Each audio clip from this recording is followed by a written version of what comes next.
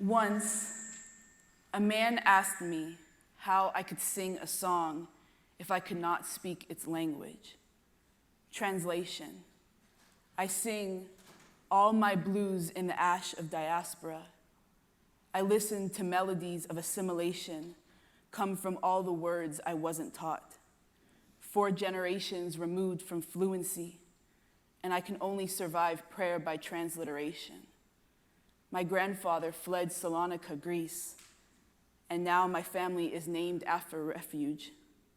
He acquired the name Salonik because the immigration officer could not understand him. I can spell my name in Hebrew. I practice reciting the Amidah from memorization, and I try my best to study more Torah. Sometimes, I check my messages before I say the Modeh Ani, and I haven't davened without crying since last year.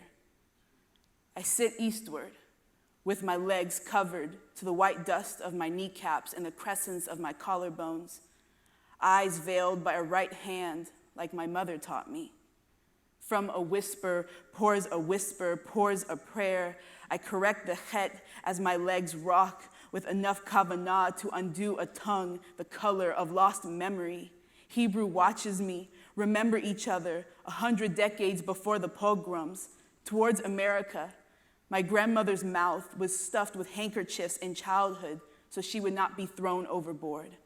I keep swaying. I think of making challah with my mom. I keep swaying. I think of honey sticks on Rosh Hashanah and how I came to love Chabad when every other synagogue wouldn't welcome my family's brown skin. Some days, I wonder if I'm making my ancestors proud. I am a young Jew in the age of Poway, Tree of Life, and campus antisemitism. I have lost friends because I am a Zionist. I am told to go back to or leave every nation my people have known, and now I'm still in exile. And a rabbi tells me that the greatest revenge is to be more Jewish every day. So I became a Bala Teshuvah, a master of return. Every day, I fall more in love with Am Yisrael and a Judaism I wish to see alive everywhere I go.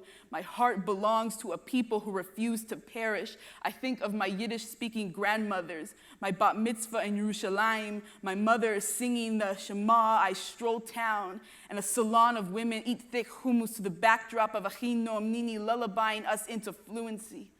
A dozen bouncing payas sing Shalom Aleichem through the streets and get to keep their flesh.